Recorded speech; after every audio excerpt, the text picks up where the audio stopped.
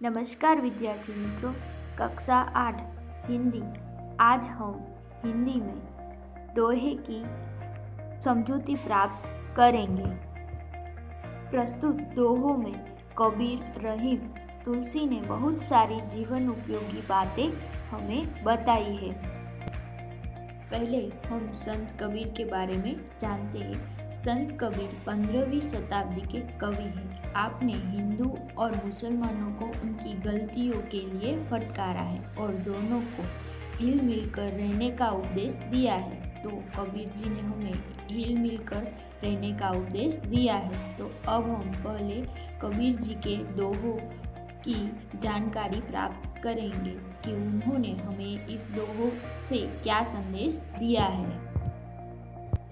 तो पहला दोहा है, साईं इतना दीजिए जामे कुटुंब समाए, मैं भी भूखा ना रहूं साधु न भूखा जाए। तो इस दोहे में कबीर कहते हैं कि हे प्रभु, मुझे बस इतना ही अन्न और धन दीजिए जिससे मेरे परिवार का निर्वाह हो जाए, न मैं भूखा रहूं और न कोई साधु फकीर मेरे दरवाजे से भूखा लौटे।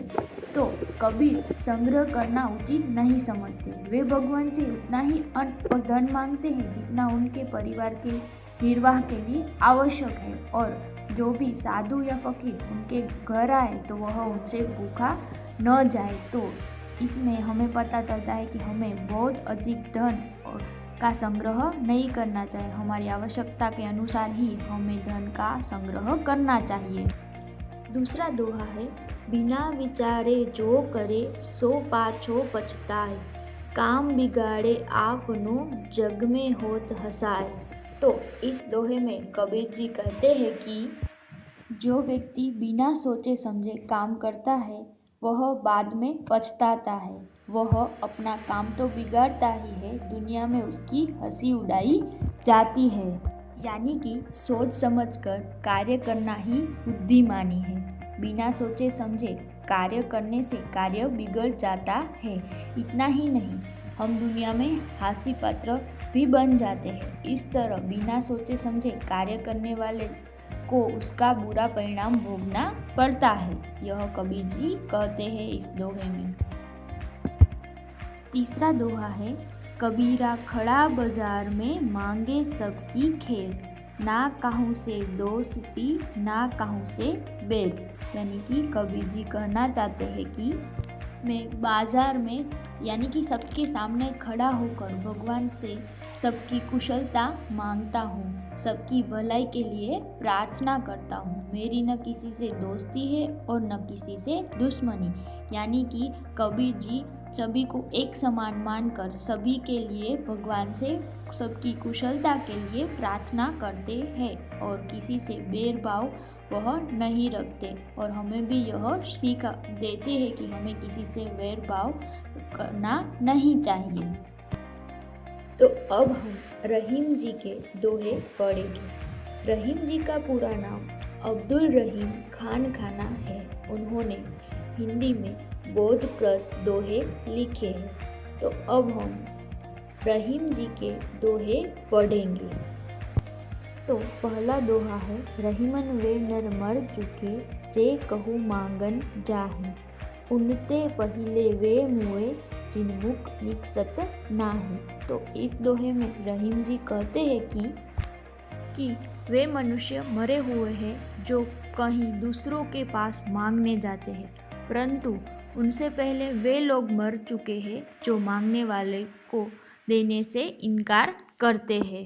दूसरा दोहा है, जो रहीम उत्तम प्रकृति का करी सकत कुसंग, चंदन विष व्यापत नहीं लिपटे रहत भुजंग। यानी कि इस दोहे में रहीम जी कहना चाहते हैं कि उत्तम स्वभाव वाला व्यक्ति बुरे लोगों के साथ रहे तो भी उनसे प्रभावित नहीं होता। चंदन के पेड़ पर सांप लिपटे रहते हैं, परंतु चंदन में उन सांपों का विष व्याप्त नहीं होता। सांपों के साथ रहकर भी चंदन उनके विष से अछूता ही रहता है, यानी कि उसके विष का प्रभाव चंदन पर नहीं पड़ता।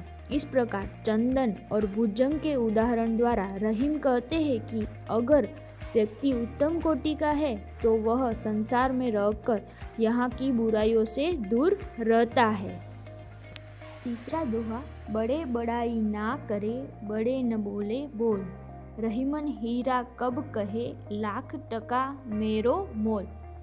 इस दोहे में रहीम कहना चाहते हैं कि बड़े लोग कभी अपने मुख से अपनी बड़ाई नहीं करते, वे कभी बड़े बोल नहीं बोलते, यानी कि बड़ी बड़ी बातें कर अपना बड़प्पन दिखाना उनके स्वभाव में नहीं होता। जैसे हीरा कीमती रत्न है पर स्वयं अपनी कीमत नहीं बताता, उसी तरह बड़े लोग खुद कभी अपनी प्रशंसा नहीं करते। यह बात रहीम समझाना चाहते हैं। तो अब हम संत तुलसीदास के दोहे पढ़ेंगे। संत तुलसीदास 16वीं शताब्दी के प्रसिद्ध राम भक्त कवि हैं। उन्होंने रामचरितमानस नामक प्रसिद्ध ग्रंथ लिखा है। तो अब हम उनके दोहे पढ़ेंगे।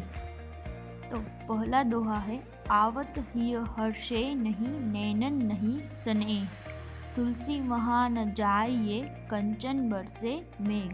यानी कि इस दोहे में तुलसीदास जी कहना चाहते हैं कि जिस घर के लोगों का हृदय तुम्हें आया हुआ देखकर हर्षित न हो जाए और जिनकी आंखों में स्नेह की भावना न हो, उस घर में कभी मत जाओ, फिर भले ही वहाँ सोना ही क्यों न बरसता हो। तो तुलसीदास जी कहते हैं कि हम किसी के घर जाए और हमें देखकर उनको हर्ष न हो, यानी कि वह खुशी महसूस न कर सके, तो उनके घर हमें नहीं जाना चाहिए। वो कितने भी धनी हो पर उसके घर हमें नहीं जाना चाहिए। अंतिम दोहा है, विद्या धन उद्यम बिना, कहो जो पावे कौन, बिना डुलाए न मिले, ज्यों पंखा को पौन। यानी कि इस दोहे में संत तुलसीदास जी कहना चाहते हैं कि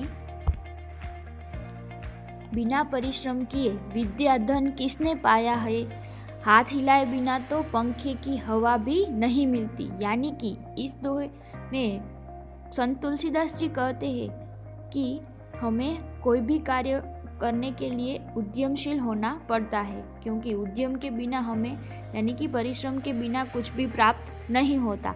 विद्या भी हमें प्राप्त नहीं होती, विद्या प्राप्त करने के लिए भी हमें परिश्रम करना पड़ता है और धन प्राप्ति के लिए भी हमें परिश्रम करना पड़ता है। तो इस दोहे में संत तुलसीदास जी ने परिश्रम का महत्व हमें समझाया है। धन्यवाद।